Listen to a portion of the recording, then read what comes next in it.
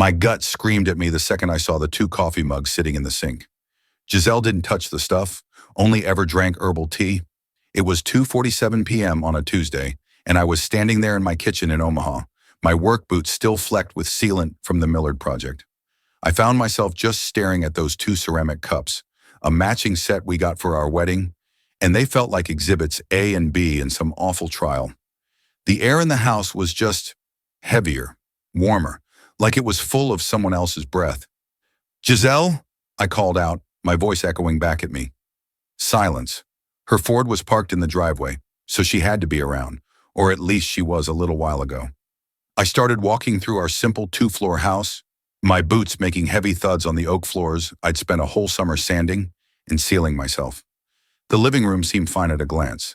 The TV was off and Gisele's book was lying on its face on the coffee table, the bookmark sticking out of the exact same page as when I'd left that morning. But something was off.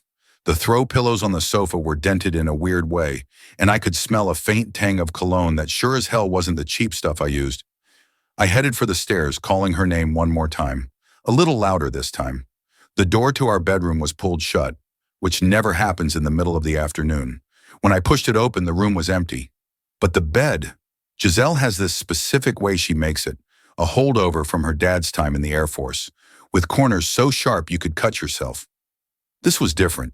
The duvet was just thrown over it, all loose and messy, like somebody left in a real hurry. The bathroom gave me more clues. 2 towels were hanging there, both of them damp. Gisele's blow dryer was still plugged in, the plastic warm when I touched it. A knot tightened in my gut. After 17 years together, you learn to read the little things, the tiny breaks in the pattern that signal a big problem. Gisele was cheating on me. Just then, I heard the front door click open downstairs. "Art, you're home early?" Gisele's voice floated up the stairs, way too bright and chipper. It was that voice she used when she was trying to hide something. I shut my eyes for a second, sucked in a deep breath, and walked down to face her. She was standing right there in the kitchen, fiddling with a new floral print dress I'd never laid eyes on.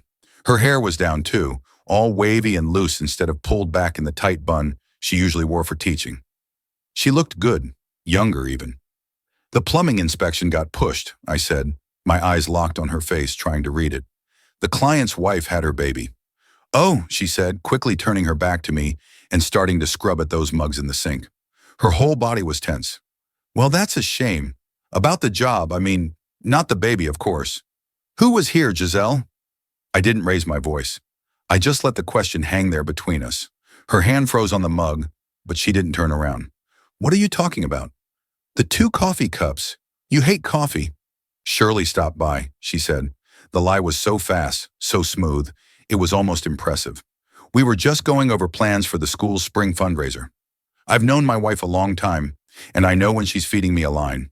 Shirley Peterson lives clear across town, and she never ever just stops by on a weekday.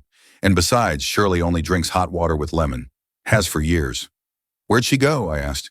"She just left, like 5 minutes before you pulled up." I walked over to the front window and peered out at our sleepy little street in Douglas County. No cars were pulling away, no signs of a recent departure. I've been a plumber for over 2 decades.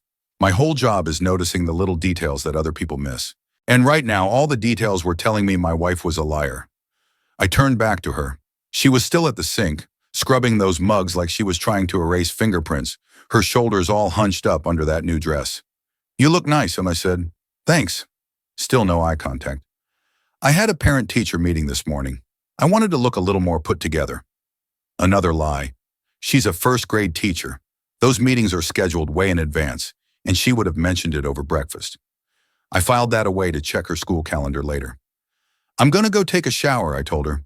"Need to wash this day off me." "Okay, honey, I'll get started on dinner."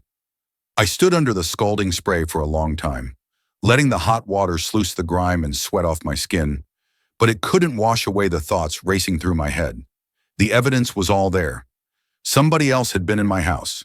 Someone Gisele was comfortable enough with to make coffee for, to let into our bathroom, maybe even into our bed. The only question was, who? When I got back downstairs, the smell of her "I'm nervous" casserole filled the air. It was her go-to meal whenever she felt guilty or stressed. She was humming a little tune while she pulled it out of the oven, which told me she thought she'd gotten away with it. "Smells good," I said, plopping down in my usual chair at the table. "It's nothing special," she said, her smile not quite reaching her eyes. We ate mostly in silence. She asked me about work, and I grunted the usual answers. It was hot, a pipe burst, the usual stuff. She'd nod and smile in all the right places, but I could tell her mind was a million miles away. After we ate, I helped with the dishes. As Gisele was loading the dishwasher, I picked up one of the clean coffee mugs. It was still a little warm, and right there on the rim was a smudge of lipstick, a loud cherry red. Gisele only ever wore pale, almost invisible gloss. "I think I'll catch that cooking show tonight," she said, drying her hands. "Sounds good," I replied. "I've got some invoices to catch up on." I went into the spare room I use as an office, but I didn't touch a single piece of paperwork. I just sat there in my worn-out office chair and thought. 17 years. We hadn't had any huge blowouts or major dramas. We just sort of drifted. I work long hours, especially in the summer. She's got her school life and runs the house. We were in a rhythm, a comfortable one, maybe a little too comfortable. But I never, not once, thought Gisele would do this. I fired up my laptop and pulled up our joint bank account. Nothing crazy jumped out. The usual grocery bills, gas, charges for her classroom supplies. But then I saw it, a pattern of small cash withdrawals. $20 here, 40 there, always on a weekday, during hours when she should have been at school. I jotted down the dates. Then I checked the credit card. It was mostly normal too, until I saw a charge from 2 weeks ago. It was from a lingerie store for $92.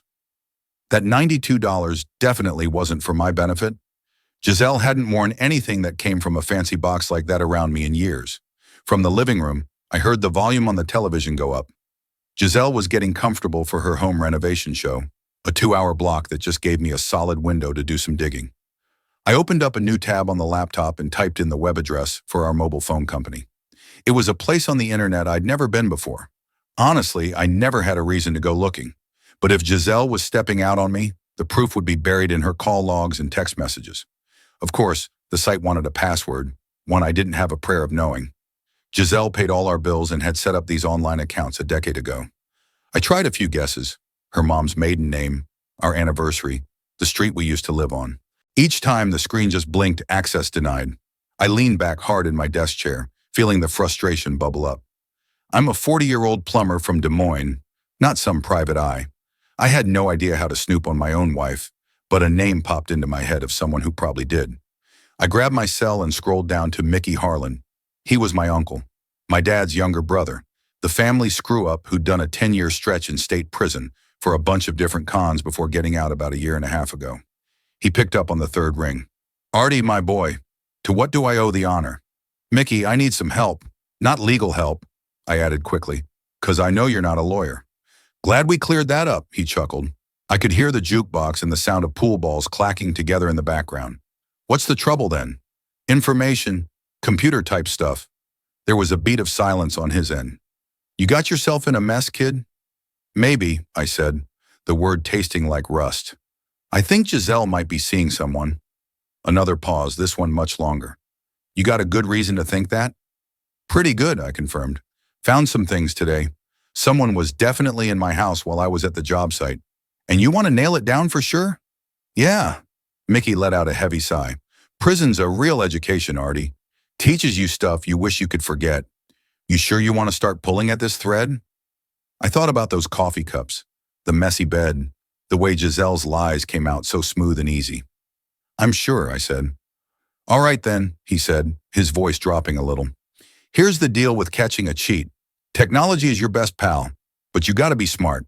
Can't do nothing illegal, can't get yourself jammed up, but there are ways. Phone records are ground zero. But if you can't get into her account online, you gotta get your hands dirty." "Does she leave her phone lying around?" "Sometimes," I said. "It charges on the kitchen counter at night." "Perfect.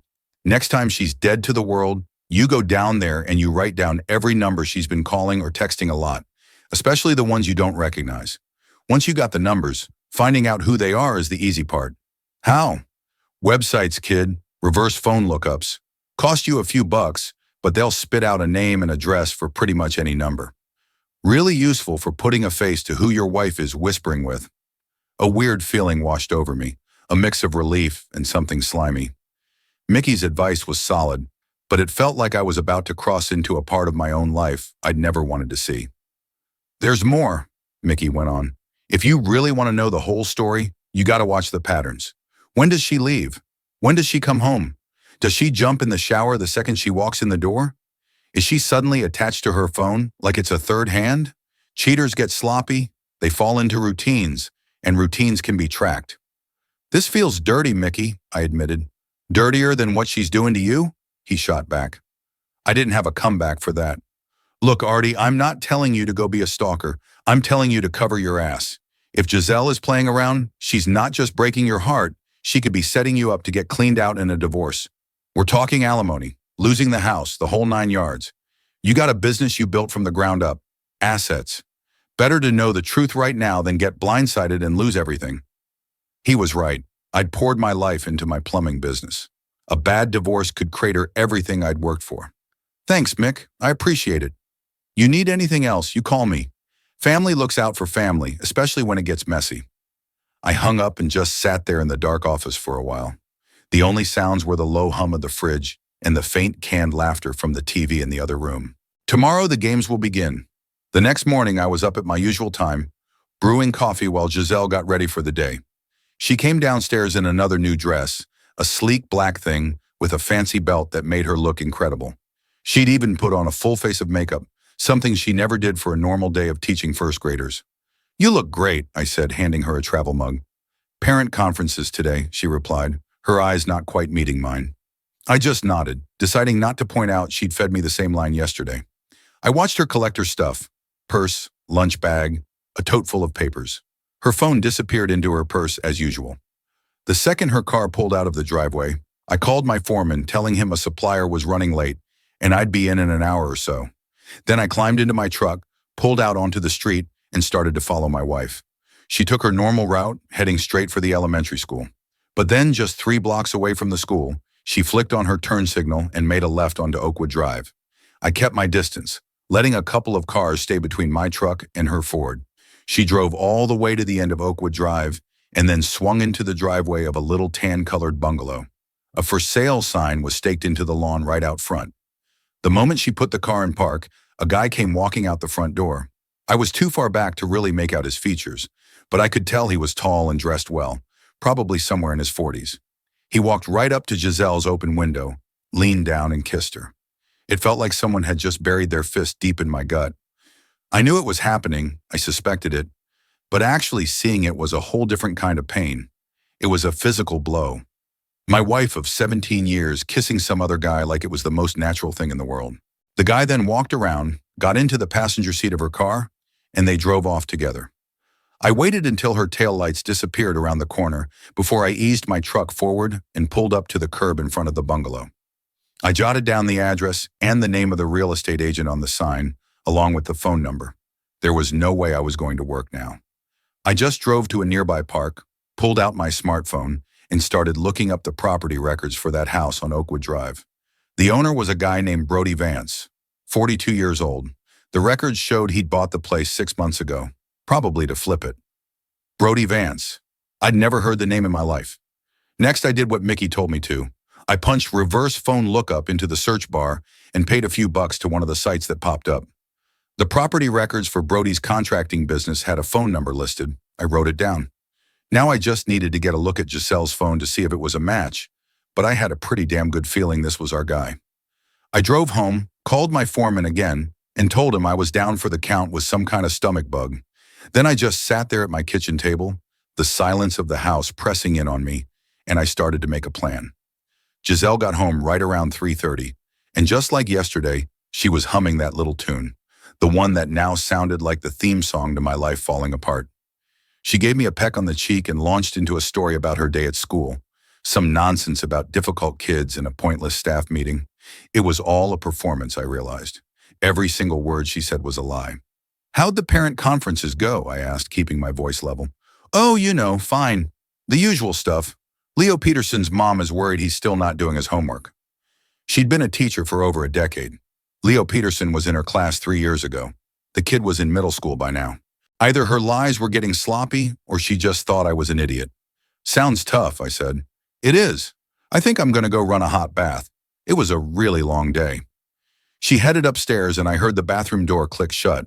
A few minutes later, the pipes groaned as the tub started to fill. This was my shot. Her purse was sitting right on the kitchen counter, exactly where she always dropped it. I tiptoed over, slid it open, and pulled out her phone. No password. Gisele was always too trusting, a trait I used to love about her. I tapped the screen to life and went straight to her recent calls. And there he was, Brody Vance. His number appeared 6 times in just the last week, all during school hours when she was supposed to be in her classroom. Her text messages were 1,000 times worse. My hands started to shake as I scrolled through a solid month of them, a secret history between my wife and this Brody guy. Can't wait to see you tomorrow. Art's working late again. The whole afternoon is ours. You make me feel like I'm really alive again. I forgot what this felt like.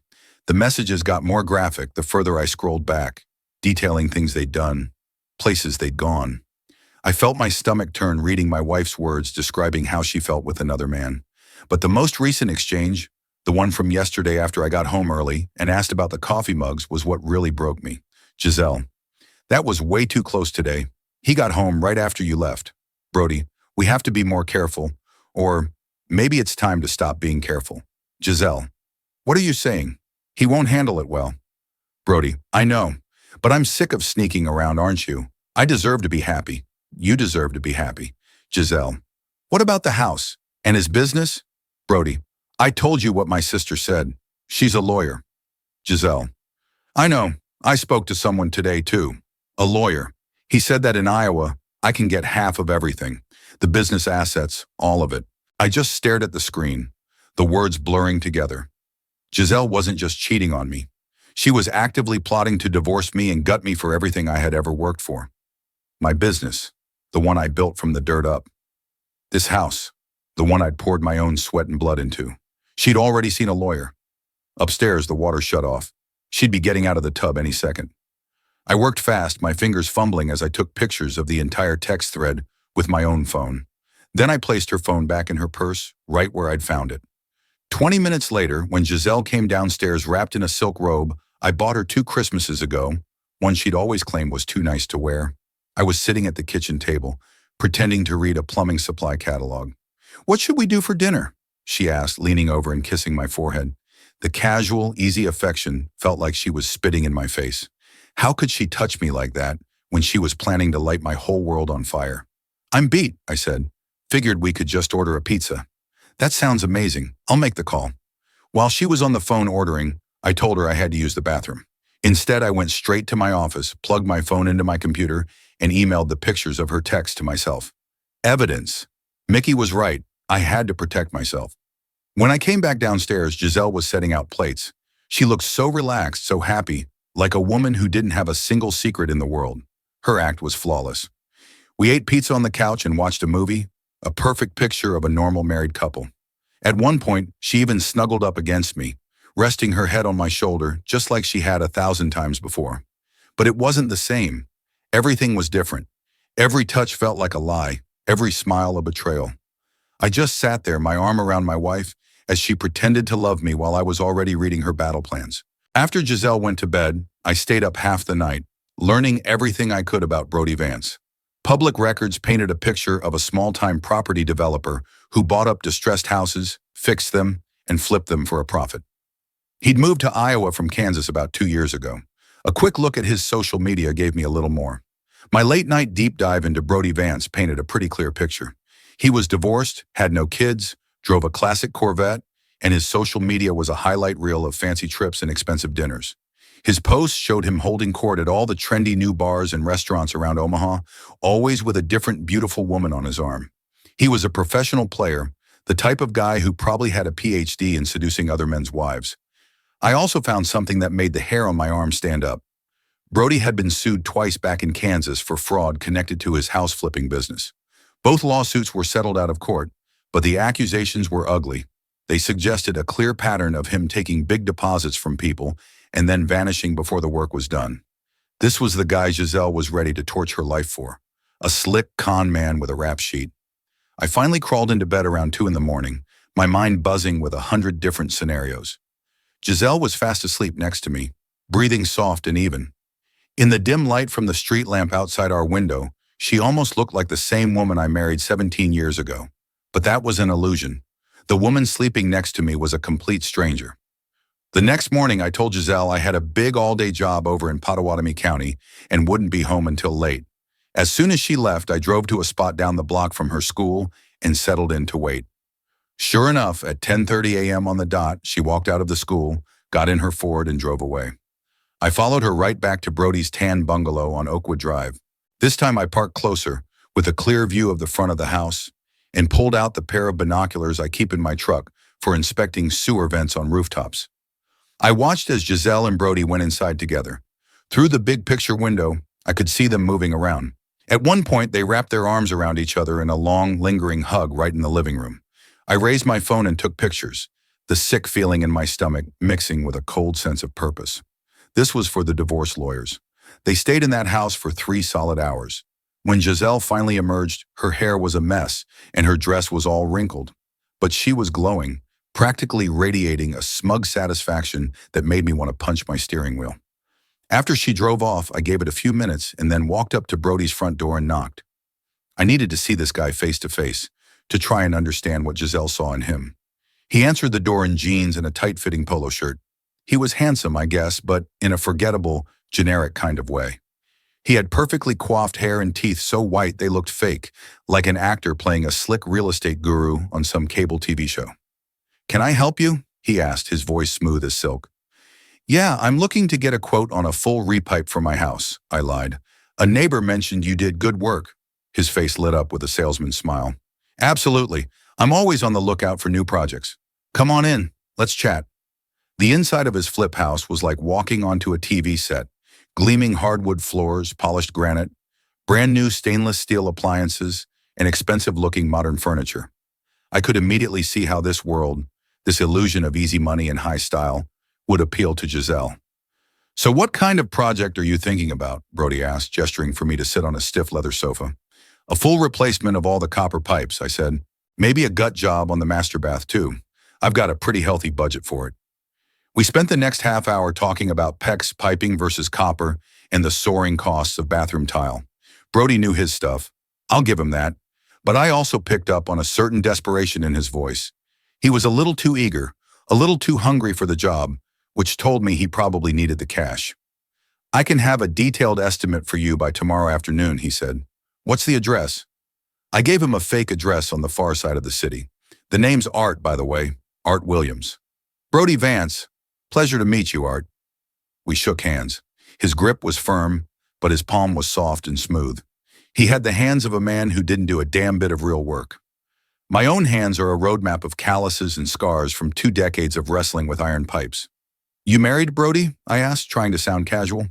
"Divorced," he said with a practiced shrug. "How about you?" 17 years next month." "Wow, man, that's a long time. It's tough to make 'em last these days." "Yeah, well," I said, looking him straight in the eye, "it all comes down to trust. Trust is everything, you know?" For just a split second, I saw something flicker behind his eyes, a tiny flash of panic, but he covered it up fast. "You said it, man. Trust and communication." I left his house feeling like I'd gotten exactly what I came for. Brody was all chrome and polish on the outside, but underneath there was nothing there.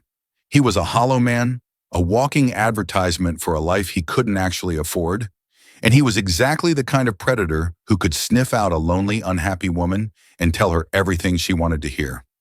That night, Gisele was in an unusually cheerful mood. She made my favorite meal, chicken fried steak with mashed potatoes and gravy, and chattered on and on about her day. It was just more lies, but she delivered them with an Oscar-worthy performance. "I love you," she said out of nowhere, her hand reaching across the table to squeeze mine. "I love you too," I heard myself say, the words tasting like ash in my mouth. Love is built on honesty, and my wife had been lying to my face for months. She might think she loved me, but what she really loved was the life I provided. Brody gave her a thrill, but he couldn't give her stability. Gisele, it seemed, was trying to have it all, and I was the one who was going to pay for it. After dinner, Gisele went upstairs to work on her lesson plans. I cleaned up the kitchen, my mind racing. I had proof of her affair, but if I confronted her now, she'd just fast-track the divorce she was already planning. Mickey's voice echoed in my head. "Cover your ass." I needed a lawyer. The next day I called in sick again and drove an hour to Lincoln to meet with an attorney named Julian Croft. His name came from a quick online search for the best divorce lawyers in Nebraska. He was a trim man in his 50s with shrewd eyes and a suit that probably cost more than my truck payment. "So, what can I do for you, Mr. Harlan?" he asked, his hands folded neatly on his massive mahogany desk. I laid out the whole story. Giselle's affair, the texts about divorcing me, her plan to take half the business. I showed him the photos of the texts on my phone and the pictures of her coming and going from Brody's house. Croft examined all of it without a word, his expression unreadable. "This is excellent documentation," he finally said. "Now, Nebraska is a no-fault state, which means the infidelity itself doesn't legally affect the division of property. However, it can become a significant factor under certain circumstances." "What kind of circumstances?"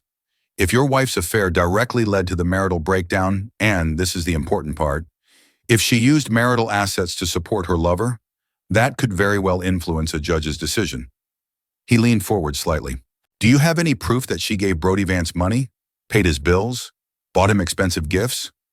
My mind immediately jumped to those small, steady cash withdrawals from our checking account and that $92 charge from the lingerie shop. "I might need to do some more digging," I said, more to myself than to him. "I would strongly advise that," Croft said, his eyes sharp, "and you need to start moving to protect your assets right now. Today. Don't give your wife the opportunity to drain any accounts or sell off any property. And I want you to document everything. Every time she comes and goes, any and all suspicious behavior you witness, and any communications you can get your hands on legally." "What about my plumbing business?" I asked, my voice tight. "She said in those texts that she could get half of that." Croft gave a grim, slow nod. "If the business was built during the course of the marriage, then yes, it's considered a marital asset. Your plumbing company could very well be at risk. We would need to get a professional appraisal and then negotiate a fair division." "But she doesn't know the first thing about plumbing," I shot back, the anger starting to burn in my chest again. "She's never spent one day on a job site, never helped with the books, nothing." "Under Iowa law, that doesn't matter," he said flatly. "The court views both spouses as having contributed to the accumulation of marital assets, even if only one of them had an income." A hot, familiar rage started to build inside me. Gisele was getting ready to take half of a business she had absolutely no part in building, money she never earned, tools and equipment she never touched. And she was doing it all while screwing around with a two-bit con artist. "So what are my options?" I asked, forcing my voice to stay steady. "Well, you can be the one to file for divorce first. That gives you a certain amount of control over the initial proceedings. Or you can wait for her to make her move, and then we respond. But either way, you need to start documenting everything and securing your finances immediately." "How long does something like this take?" "Could be 6 months, could be 2 years," he said, steepling his fingers. "It all depends on how complicated it gets. If your wife decides to fight you for a piece of the business, it could be a long, ugly battle." I left that lawyer's office feeling like I'd just been hit by a truck. A long, drawn-out divorce could bankrupt me. The legal fees alone would be staggering, and there was no guarantee I'd come out of it with my business still standing. I couldn't fight her on her terms. I needed a new plan. That evening, I did something we hadn't done in years. I asked Gisele if she wanted to go out to dinner at the little Italian place in Council Bluffs where we had our first date. She seemed genuinely surprised and then pleased. "Art, that sounds amazing," she said, a real smile touching her lips for the first time in what felt like forever. "It's been so long since we've just gone out, just the two of us." We drove to Gianna's, a cozy little family-run spot downtown. The same corner booth where we'd sat 18 years ago was open, and we slid in. She ordered her usual, the lasagna. I got the veal, but my stomach was in such a knot I wasn't sure I could eat a bite. "This is really nice," Gisele said, taking a sip of her wine. "We really should do this more." "Yeah," I agreed, my eyes studying her across the table. In the warm candlelight, she looked beautiful, younger than her 34 years. I could almost understand the attraction. Gisele had always been a head-turner, with her dark, expressive eyes and quick smile. But now I saw other things, little tells I'd been blind to before.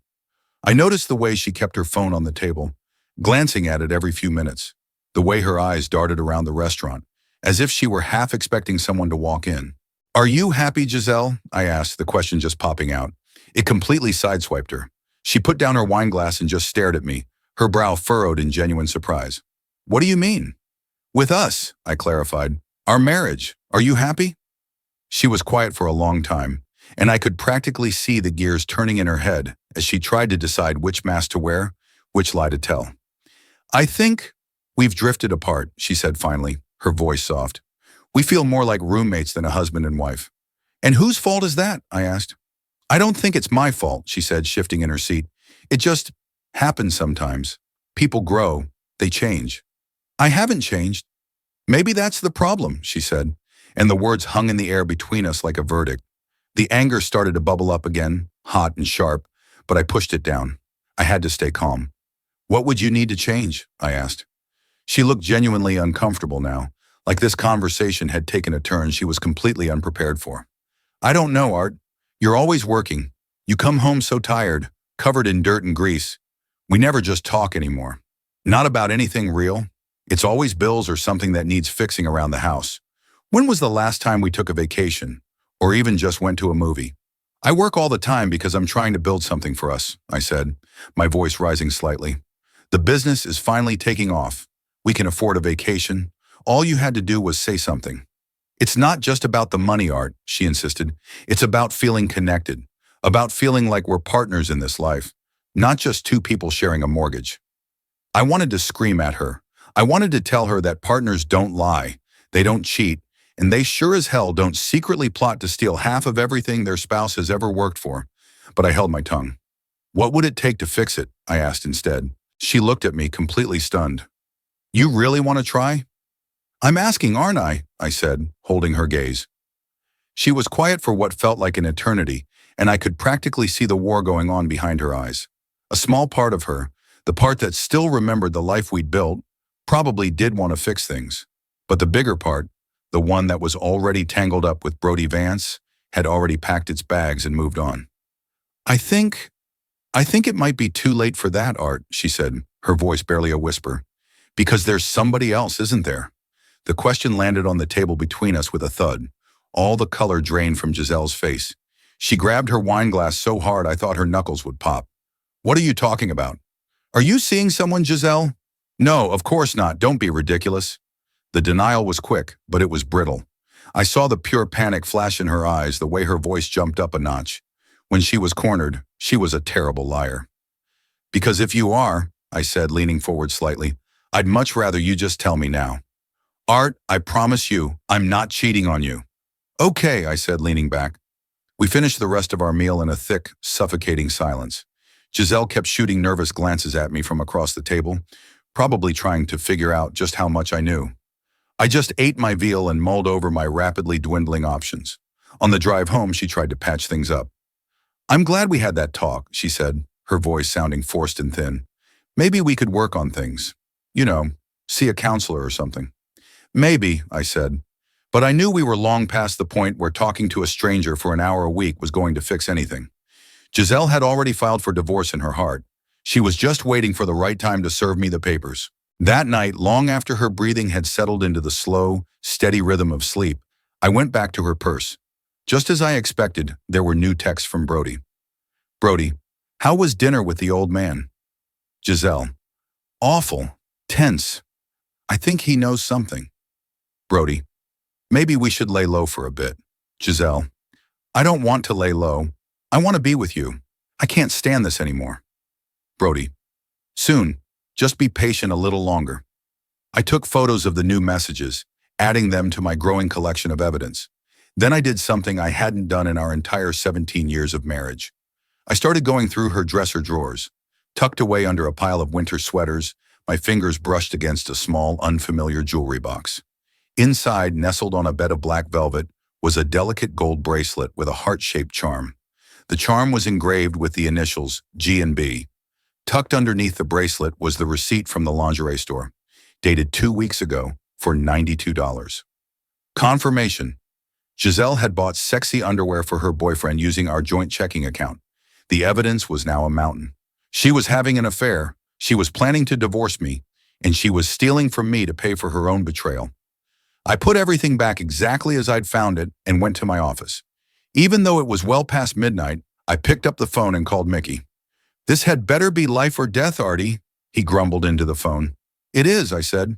I need more of your advice. I laid out everything I had discovered over the last few days. The affair, the divorce plot, the texts, the bracelet, the whole damn thing. Mickey listened patiently, not saying a word until I was done. Sounds to me like you got her in a vice, kid, he said finally. The only question is, what are you going to do now? I don't know. My lawyer says I should file for divorce first, try to protect the business. That's one way to go, Mickey said. Probably the smart way. But it ain't the only way. He paused. You could fight fire with fire. What's that supposed to mean? Mickey was quiet for a second. This Brody fella, he's a snake, right? A con man with a history of grifting? Yeah, so? So snakes have weaknesses, Artie. They're greedy. They get cocky. They always cut corners. You might want to take a closer look at how he does business here in town. See if he's running the same old scams. I don't know what you're getting at, Mickey. The best defense is a good offense, kid, he said, his voice lowering. Instead of just sitting back and waiting for your wife to serve you with papers, maybe you should be thinking about how to take the threat off the board completely. A cold feeling snaked its way down my spine. This was a different Mickey. This was the Mickey who had survived 10 years in prison, the one who understood that survival sometimes meant playing by a different set of rules. What are you suggesting? I'm suggesting you do some homework. Learn everything there is to know about Brody Vance's business, his money, his other projects, his clients, how he operates. Information is power, Artie, and power is what gives you options. Legal options, I said, though the word sounded weak. Legal, illegal. Those are just words people use. What matters is protecting what's yours. Your wife declared war on you months ago, kid. She just did it with smiles and kisses instead of a cannon. He was right. I knew he was right. Gisele had been planning my financial ruin while pretending to love me. She'd stolen from our accounts and used our money to carry on her affair. She had crossed every moral and ethical line there was. Maybe it was my turn to step over a few. What kind of homework? I asked. Client lists, bank records, building permits, tax filings, insurance claims. Scammers like him always leave a trail of paper. You just got to know how to follow it. And how am I supposed to get my hands on any of that? Mickey let out a low chuckle. I could hear the pop and fizz of a beer being opened in the background. That, my boy, is where having an ex-con uncle with a particular set of friends comes in handy. I know people. Guys who used to be accountants, private dicks, people who fell off the straight and narrow but kept all their useful skills. You're talking about breaking the law. I'm talking about leveling the playing field, he shot back. Your wife's got a lawyer scheming to help her take your life's work. It's only fair you have someone in your corner, too. We just use a different kind of playbook. I thought about Gisele sleeping upstairs, looking like an angel while she plotted my downfall. I thought about Brody Vance, with his perfect teeth and his history of scams. I thought about the 17 years I had poured into a marriage that my wife was ready to burn to the ground for a cheap thrill and a payday. What's it going to cost me? I asked. Depends what we find. Could be a few hundred for some basic background stuff. Could be more if we need to get our hands dirty. I need to think about it. Don't think too long, Artie, he said, his voice turning serious. The clock's ticking. Every day you wait is another day she gets closer to pulling the trigger on that divorce. I hung up the phone and sat there in the dark, the two paths laid out in front of me. I could take the lawyer's way, the long, proper, and incredibly expensive road that would bleed me dry and might still cost me my business. Or I could take Mickey's way, the dark, risky path that fought dirt with dirt. If Brody Vance was running his scams in my city, exposing him wouldn't just blow up Gisele's affair. It could wrap him up in so much legal trouble he wouldn't have time to think about another man's wife. I looked at the framed photo on my desk, the one of me and Gisele from years ago, both of us young and smiling, with no idea what was coming. Then my choice was made. The first thing I did the next morning was call Mickey. Get started, I told him. Then I called my foreman and told him I was taking a personal day. Instead of heading to the job site, I took my truck and drove over to the Sarpy County Courthouse to do a little research of my own. I started with public property records. Brody had his hands in 6 different properties over the last year and a half, all in neighborhoods that had seen better days. He was spreading the financing around too, using a different bank for almost every purchase, which immediately felt hinky, like a guy trying to inflate values or just keep anyone from seeing the whole picture. The permits office told an even better story. He'd pulled all the right permits, sure, but a bunch of them had failed inspections for major code violations that were later, miraculously, marked as corrected without any record of a follow-up inspection. It smelled like he was either doing dangerously shoddy work or someone on the county payroll was getting a nice little bonus. His whole business, Vance Homes LLC, was registered just 2 years ago, right after he blew in from Kansas. The official business address was just a P.O. box, and Brody was the one and only name on the paperwork. I spent the rest of the afternoon at the public library, using their computers to dig into his life back in Kansas. The fraud lawsuits Mickey had mentioned were even uglier than I'd thought. Brody was accused of taking huge down payments from investors for renovation projects and then just disappearing before the work was finished. In one case, he'd allegedly walked away with over 50 grand. Both cases had been settled out of court with the records sealed, which told me he'd paid a hefty sum to avoid getting hit with criminal charges. The pattern was crystal clear. Brody Vance was a professional predator who used real estate to hook his victims.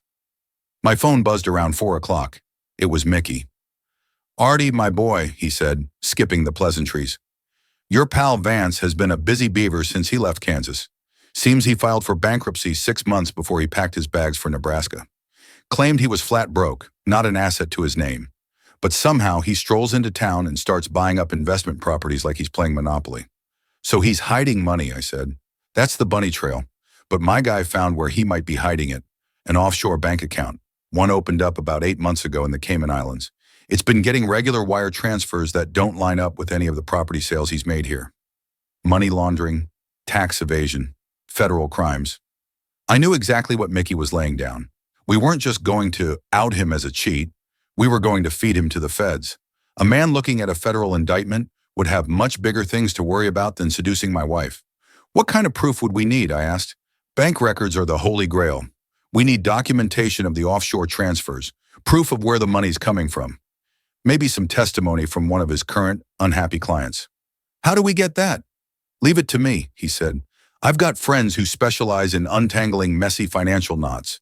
Ex-bank guys, former IRS agents, guys who know exactly how to follow the money." My gut was screaming that I was stepping way over a line I could never uncross.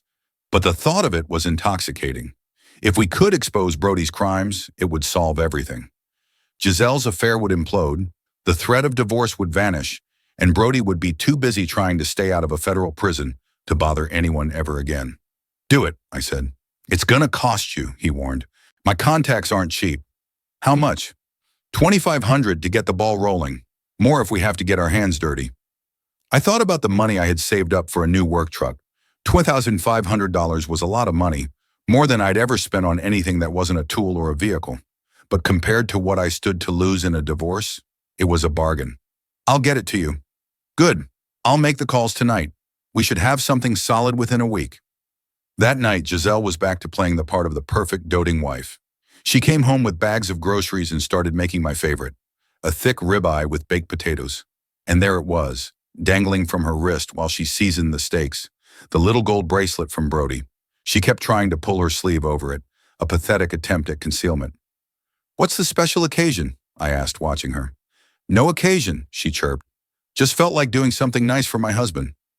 The word husband sounded foreign coming out of her mouth, like an actor stumbling over a line they didn't believe. I figured Brody must have told her to play nice to keep me from getting suspicious. "Well, I appreciate it," I said. "You seem happy." "I am," she lied, her smile perfectly crafted.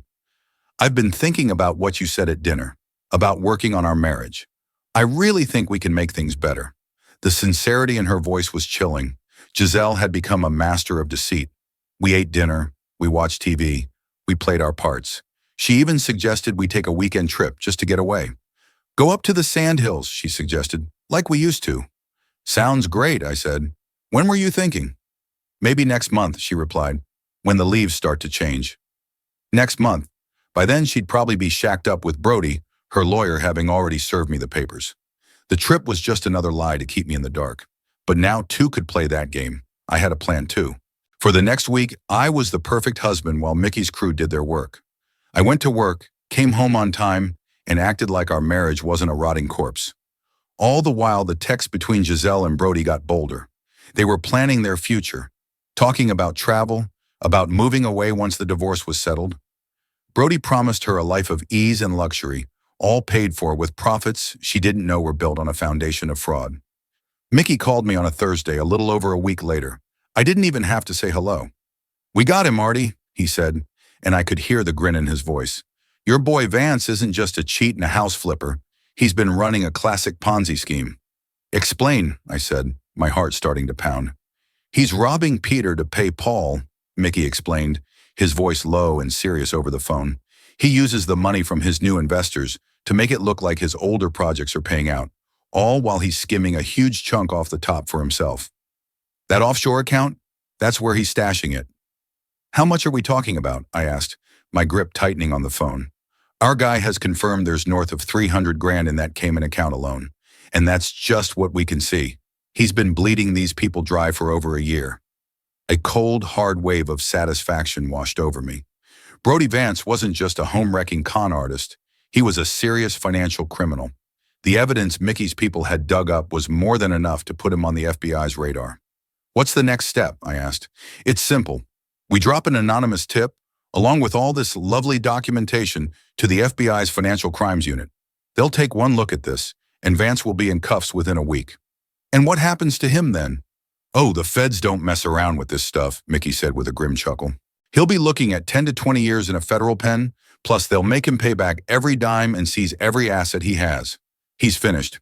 Done." I leaned back in my chair, a slow smile spreading across my face. I pictured Gisele, ready to cash me in for a life of luxury with her new man. How was she going to react when that new man was arrested for federal wire fraud? When all his empty promises evaporated as the feds seized his cars and bank accounts? "Do it," I said, my voice firm. "Turn it all over." "You 100% on this, Artie?" Mickey asked, his tone shifting. "Because once this train leaves the station, there's no stopping it. The feds are going to be looking at everyone even remotely connected to this guy, and that includes your wife." I hadn't thought of that. If the feds dug into Brody's life, they'd find the affair. Gisele's texts, her calls, all of it could be subpoenaed. What kind of trouble could she get in? Legally, probably nothing, unless she was in on the scam. But her affair is going to become part of the public record when this thing goes to court. Everybody in town is going to know exactly what she was doing. It was perfect. A light bulb went off in my head. This wasn't a problem, it was the cherry on top. The public humiliation would be devastating. She'd lose her teaching job, her friends, her entire reputation. The shame would be a prison all its own. "Make the call," I said. 2 days later, I was on a roof in West Omaha, laying down a new row of shingles when my phone buzzed. It was Gisele. She was sobbing, hysterical. "Art, you have to come home. Something awful has happened." "What's wrong?" "Just come home, please," she wailed before hanging up. I climbed down the ladder, told my crew I had a family emergency, and peeled out of the work site. I spent the entire 20-minute drive home trying not to smile. I walked in to find her at the kitchen table, a wreck. There was a small mountain of shredded tissues in front of her. Her face was puffy, her eyes were red, and her makeup was a disaster. "What happened?" I asked, putting on my best concerned husband face as I sat down across from her. "It's Brody," she choked out, her voice a raw whisper. "Brody's been arrested." She quickly added, "My friend, from the school fundraiser." Even then, with her world caving in, the lies just kept coming. "Arrested for what?" "Fraud," she sobbed. "Something about his business. Stealing money. The FBI, Art, they were at his house. They took everything, his computers, his files. They froze all his accounts." I widened my eyes, trying my best to look shocked. "My God, that's terrible. How do you know all this?" "It's all over the news online and people are calling me." "What people?" She hesitated, her panicked eyes darting around the room. "Other people from the committee, the police, the FBI. They want to talk to anyone who was in contact with him recently." Her eyes met mine, wide with terror. "They want to talk to me. They're coming here tomorrow morning." A quiet, cold satisfaction settled deep in my bones. The feds were moving fast, and Gisele was trapped. She knew her texts and calls would come out, that the whole sordid affair was about to be exposed. "I'm sure it's just a formality," I said, my voice smooth as butter. "If you didn't really know him, you don't have anything to worry about, right?" "Right," she said, but her face told me she knew she had everything to worry about. That night was a new kind of hell for her. She barely touched her dinner and jumped out of her skin every time the phone rang. She compulsively checked her cell, probably hoping for a text from Brody that was never going to come. "You okay?" I asked later that evening. You seem really shaken up by this. It's a shock, she stammered. You think you know someone. You just never know who you can really trust. The irony was so thick I could have cut it with a knife. Did you know him well? I asked, twisting the knife just a little. This Brody guy? No, not really, she lied. Just from school stuff, the fundraiser.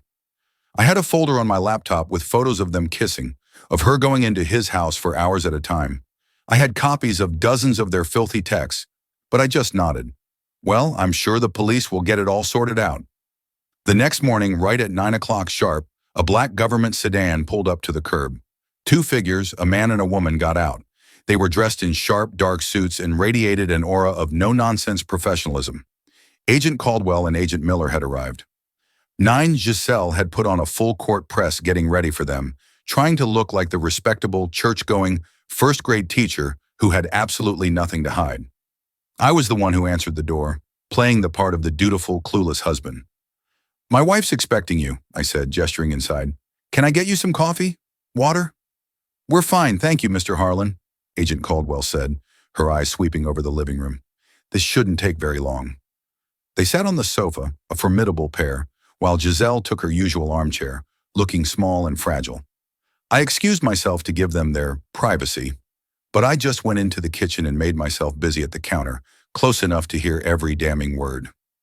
Mrs. Harlan, Agent Caldwell began, her voice all business, we understand you were in contact with Mr. Brody Vance over the past several months. Yes, Gisele said, her voice thin and shaky. Some contact, through the school's fundraising committee. Can you describe the nature of that contact for us? We worked on organizing some events. Bake sales, a silent auction, that sort of thing. And how often would you say you communicated with Mr. Vance? Agent Miller chimed in. Oh, I don't know, she lied. Maybe once or twice a week, about the fundraiser. I almost choked on a laugh. Her phone records, which were surely sitting in a file on one of their laptops, would show they were in contact almost every single day. Did Mr. Vance ever discuss his business with you? Agent Miller asked. Not really. I mean, I knew he flipped houses, but we really only talked about school-related things. Did he ever solicit money from you or mention any investment opportunities? No, never. Nothing like that. Mrs. Harlan, Agent Caldwell said, and her tone went from polite to pure ice. We have records of extensive communications between you and Mr. Vance. Hundreds of text messages, frequent phone calls, and meetings at his residence, all during school hours. This pattern suggests a relationship that goes far beyond a casual school collaboration. I heard Gisele suck in a sharp breath. She'd been so sure of her lies, and they had just nailed her to the wall with facts. It's complicated, she stammered. We're going to need you to be completely honest with us, Agent Miller said, his voice flat and hard. Mr. Vance is facing extremely serious federal charges. Anyone found to have aided his schemes or benefited financially from them could also be facing criminal liability. I didn't help him with anything illegal, she blurted out, her voice cracking. I swear to you, I didn't know anything about any fraud. But you did have a personal relationship with him, Agent Caldwell stated. It wasn't a question. There was a long, heavy silence. I could almost hear the gears grinding in her head as she desperately searched for an exit that wasn't there. Yes, she finally whispered. Was this a romantic relationship? Another pause. Yes. It was a strange feeling, hearing her finally admit it out loud. Part of me felt the raw sting of it all over again, but mostly it was just pure, cold victory. After months of her lies, she was being forced to tell the truth, not for me, but to save her own skin. And how long did this relationship last? Agent Caldwell pressed. About 3 months. Another lie. Did Mr. Vance give you any gifts or money during that time? Just small things, a bracelet, flowers. And did you give him any money or access to any of your financial accounts? No, absolutely not, she said. It was another lie, the lingerie, bought with our money for his enjoyment. But I knew it wasn't the kind of thing they cared about. The interview dragged on for another 30 minutes as they grilled her about Brody's associates, his habits, his travel. She answered what she could and played dumb on the rest. Finally, Agent Caldwell snapped her notebook shut. Thank you for your cooperation, Mrs. Harlan. We may have some follow-up questions. Of course, Gisele murmured. Anything I can do to help. One last thing, Agent Miller added as they stood up. We would strongly advise you to have no further contact with Mr. Vance or anyone connected to him. This is an active federal investigation. I understand. After I showed the agents out, I came back to the living room. Gisele was still sitting in her chair, staring at the wall, a statue of ruin. That looked intense, I said, sitting on the couch across from her. They know, she said, her voice hollow. They know about the affair. It was the first time she'd said the word. The charade was officially over. I'm sorry, I said, and the lie tasted sweet. I wasn't sorry at all. I don't know what's going to happen, she whispered, her eyes filling with tears. If this gets out, I'll lose my job, my teaching license. Art, I'll lose everything. I nodded, my face a mask of sympathy. Inside, I was watching the final pieces of my plan click into place. Her affair was exposed. Her lover was on his way to prison, and her comfortable, safe little world was burning down around her. Maybe it won't go public, I offered. These things can be kept confidential, right? Not if he goes to trial, she cried. Everything will be evidence. The texts, the phone calls, everyone will know what I did. She finally broke down completely, burying her face in her hands and sobbing. For a split second, I actually felt a pang of something for the woman I'd loved for 17 years. Watching her crumble didn't bring the pure joy I thought it would, but it brought a quiet, grim satisfaction. This was about survival, not pleasure, and this was the only way I could survive. Over the next few weeks, Brody Vance's arrest was the biggest story in town. The Omaha World Herald plastered his face on the front page, running a massive story about his Ponzi-like real estate scheme and how he'd swindled local investors out of hundreds of thousands of dollars. The article specifically mentioned that the FBI was interviewing the suspect's known associates and romantic partners. Gisele became a ghost. She called in sick to school day after day and barely left the house. Her phone, which used to buzz constantly with texts from friends, went silent. The news was out, the gossip was spreading, and her world had shrunk to the four walls of the house she was about to lose. The stress of it all was literally eating her alive. She was getting thin, with dark, bruised-looking circles under her eyes. Every time a car door slammed outside, she would jump a foot in the air. The confident, radiant woman who had been so sure of her brilliant new life just weeks ago was gone, replaced by a jittery, nervous wreck who looked like she was about to shatter into a million pieces. I won't lie, part of me felt bad for her, but a much bigger part felt a deep, satisfying sense of vindication. She had made her choice. She had decided to throw away our 17 years for a con man, planning to take me for everything I had in the process. Her judgment had been a catastrophic failure, and now the bill had come due. One night in late September, she came to me while I was on the back porch, watching the last bits of daylight fade away. I want to go to counseling, she said, her voice small. Marriage counseling, to try and start fixing what I broke.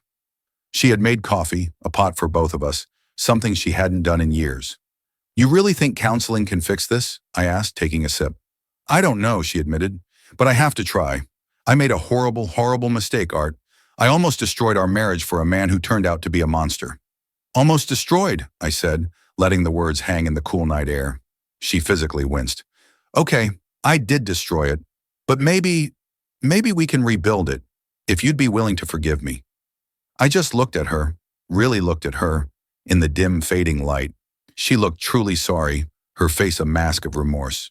But was she sorry for what she did, or was she just sorry she got caught? What do you think counseling would do? I asked. Help us learn to trust each other again, she said, her words tumbling out in a rush. Help us communicate better. Give us the tools to make sure nothing like this ever happens again. You think it might happen again? No, God, no, she said, shaking her head violently. I've learned my lesson. I want to make sure we're strong, that our foundation is solid this time. I appreciated the effort, I really did, but I knew our marriage was dead. It had died the day she decided to get in her car and drive to Brody Vance's house. There were too many lies, too much damage. The betrayal was a chasm between us that could never be filled. But counseling could be a useful tool. It would give her a false sense of hope, keep her from running to a divorce lawyer while she was still a mess from the Brody scandal. And for me, it would cast me in the role of the generous, forgiving husband, which could only help me when the time finally came to end it for good. Okay, I said finally, let's try counseling. The relief that washed over her face was palpable. Really? Art, you're really willing to work on this? I'm willing to try. We started the following week with a therapist named Dr. Miller, a woman Gisele's doctor had recommended. Her office was exactly what you'd expect. Calm, quiet, full of plants and soft lighting. Our first session was a masterclass in awkward pain. Gisele confessed to the affair, apologizing over and over until the words lost all meaning. I played my part to perfection, the wounded husband who was still, somehow, willing to fight for his marriage. Infidelity is a deep trauma, Dr. Miller explained in her soothing, therapeutic voice. The betrayed partner feels abandoned, while the unfaithful partner is often consumed by guilt. Recovery is a long road, but it is possible, but only with total honesty and commitment from both of you. I'm committed, Gisele said instantly, her eyes wide and pleading. I will do whatever it takes to save our marriage. And you, Art, Dr. Miller asked, turning to me. Are you committed to this process? Yes, I lied, looking my wife straight in the eye. I love my wife. I want our marriage to work. We went every week through October and November. Gisele dove into the process headfirst, reading self-help books, doing all the communication exercises Dr. Miller assigned. She was desperate to prove she had changed, to earn her way back into my good graces. I just went through the motions, saying all the right things, playing my role. But back at home in the quiet of my office, I was methodically organizing my evidence and planning for the inevitable divorce. Gisele's remorse wasn't real. It was a performance born of desperation. The only reason she wanted to fix our marriage was because her shiny, exciting new life had been arrested by the FBI. In the first week of December, Brody Vance took a plea deal. He pleaded guilty to federal wire fraud in exchange for a lighter sentence. The deal was all over the local news, and the articles went into juicy detail about the investigation, including mentions of his romantic entanglements and the fact that the FBI had interviewed his associates. Gisele's name was never printed, but in a town our size, you didn't need a roadmap. Everyone knew. The elementary school teacher whose affair had blown up into a federal case. The school board, facing pressure from parents, launched their own internal investigation. Her affair wasn't illegal, but it had brought a storm of negative publicity to the school district. Questions were raised about whether she had used school time and resources to carry on her illicit relationship. In late December, just before the Christmas break, Gisele was quietly and politely asked to resign. Her career, like her affair, was over. The school board tried to be gentle, citing budgetary reasons for her termination, but everyone knew the real story. Gisele's teaching career was over. She came home that afternoon completely broken, a ghost of her former self. I found her at the kitchen table, just staring at the resignation letter they had forced her to sign. I've lost everything, she said, her voice flat and empty, her eyes fixed on the letter. My job, my reputation, my friends, everything, all because of one stupid mistake. I sat down next to her. You'll find another job, I said, my voice gentle. Maybe not in a school, but you'll find something. Who's going to hire me, Art? She asked, finally looking up at me, her eyes hollow. Everyone in this town knows what happened. I'm the teacher who had an affair with a federal criminal. She wasn't wrong. Our little slice of Nebraska had a long and unforgiving memory when it came to scandals like this. The story would follow her for years, a brand she could never wash off. We'll figure it out, I said, putting a hand on her shoulder. We'll get through this together. But I knew with absolute certainty that we wouldn't be getting through anything together. Her life was a smoldering ruin, and mine was just about to rise from the ashes. In January, I got a call from Mickey.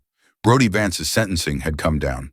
12 years in a federal prison, Mickey reported, a note of triumph in his voice. Plus, he's got to pay back every penny he stole, and they're taking every asset he has. The judge read him the Riot Act and said his crimes showed a callous and complete disregard for the financial well-being of hardworking families. 12 years, I repeated, savoring the number. He'll be in his mid-50s when he gets out. If he's lucky, Mickey added. Federal time's hard time. He'll do at least 10 before he's even eligible for parole. I thought about Gisele's foolish dreams of a jet-setting life with her handsome, wealthy lover. Instead of traveling the world, he'd be spending the next decade of his life in a concrete box. Did any of the people he ripped off get their money back? I asked. Some, Mickey said. The government managed to claw back about half of what he stole. The rest is probably long gone. I felt a deep, profound sense of satisfaction knowing that Brody's entire criminal world had been completely dismantled. The man who had tried to steal my wife and my life was now nothing more than a federal inmate number. In the meantime, my own life was taking off. With Gisele's affair now a matter of public record and her reputation in tatters, the threat of a contentious divorce had evaporated. She was in no position to make demands or fight me for a piece of the business. She was completely dependent on me. My plumbing company was booming. Word of mouth had spread, and I had more work than I could handle. I'd hired 2 more guys and was already looking at buying a second service van. In early March, I decided it was time to make my final move. I came home from work and found Gisele in the living room, surrounded by old photo albums. It was something she did a lot now, trying to keep busy, to organize the remnants of a life that no longer existed. "Gisele, we need to talk," I said, my voice calm as I sat down in the armchair across from her. She looked up, her eyes immediately filling with a familiar worry. "Is this about counseling? I know it's been hard, but I really think we're making progress. I want a divorce." The words hit her like a punch to the chest. She physically recoiled, her face draining of all color. "What? No. Why? I thought we were working on things." "I can't get past it, Gisele," I said, my voice even. "I've tried. Lord knows I've tried. But I can't trust you anymore. It's broken." "But the counseling was helping. Dr. Miller said we were making great progress." "Dr. Miller was wrong," I said. "Or maybe I was just a good actor because I wanted to believe it could be fixed." The tears started to flow, hot and fast. "Please, Art, don't do this. Don't give up on us. I made one mistake. One terrible mistake. But I've learned from it. I swear to you, I will never ever betray you again." "It wasn't one mistake," I corrected her, my voice turning hard. "It was months of lies, months of planning. You were going to divorce me and take me for half of everything I have ever worked for.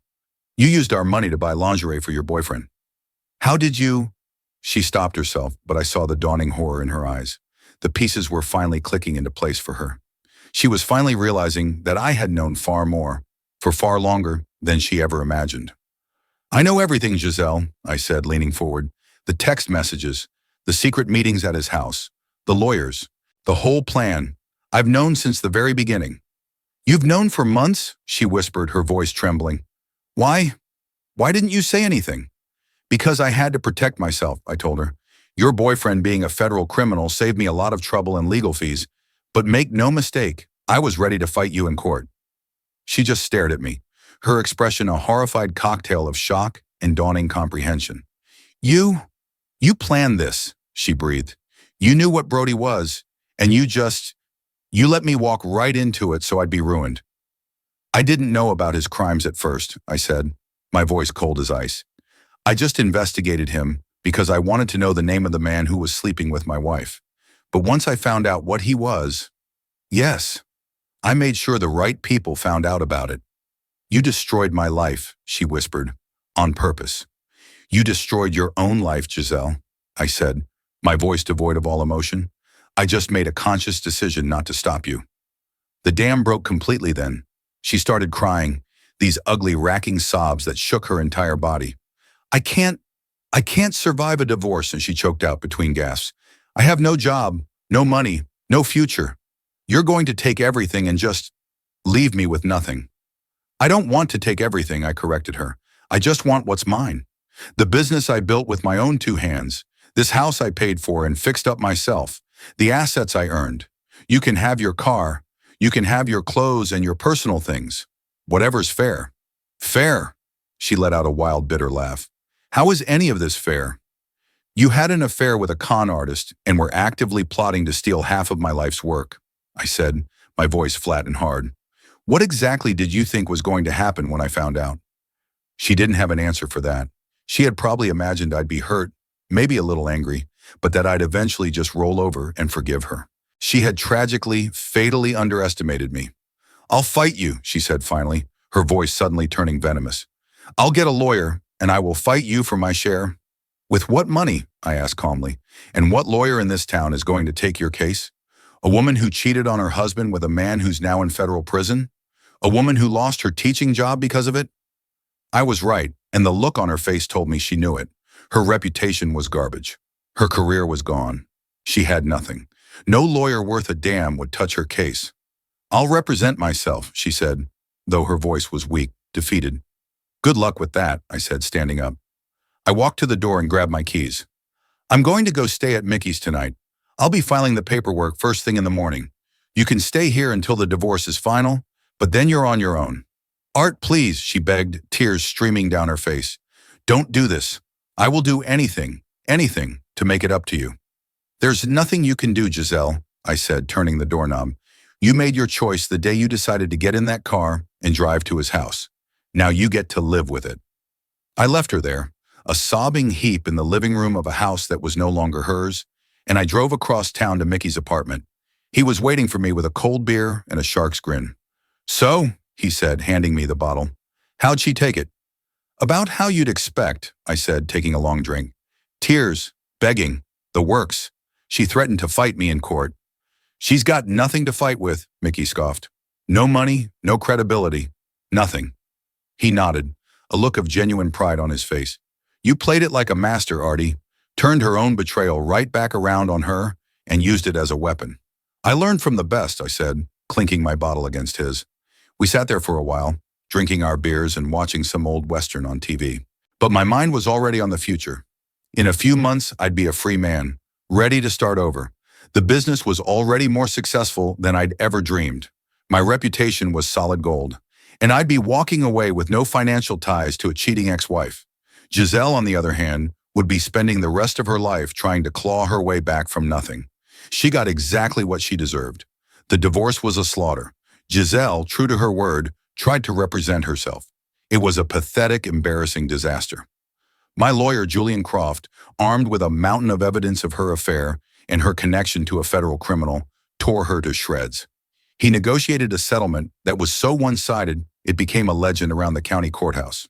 Gisele walked away with her 10-year-old Ford, her clothes, and a check for $10,000. I got the house, the business, all our investments, and both work trucks. On a bright sunny morning in June, exactly 1 year to the day that I had walked into my kitchen and seen those 2 coffee cups in the sink, I stood in a courtroom and listened as a judge officially declared my marriage dissolved. Gisele was on the other side of the room looking pale, thin, and utterly defeated. I heard she'd gotten a part-time job folding clothes at a department store, just barely making enough to rent a tiny 1-bedroom apartment on the wrong side of town. Her dreams of a life of luxury had been swapped for the harsh reality of minimum wage. After the hearing, I watched her from my truck as she sat on a bench outside the courthouse, a lone, pathetic figure, probably wondering how her life had spun so completely out of control. I drove home, to the house that was now mine and mine alone. The house I'd bought with my own money, fixed with my own hands, and successfully defended myself from the woman who tried to steal it from me. I parked in the driveway and looked up at the roof, the one I'd replaced just last month. New shingles, perfectly installed, built to last for decades. Just like everything else in my life now, it was solid, secure, and built to withstand any storm. I walked to my front door, put my key in the lock, and stepped inside my house. My home, my life, my future.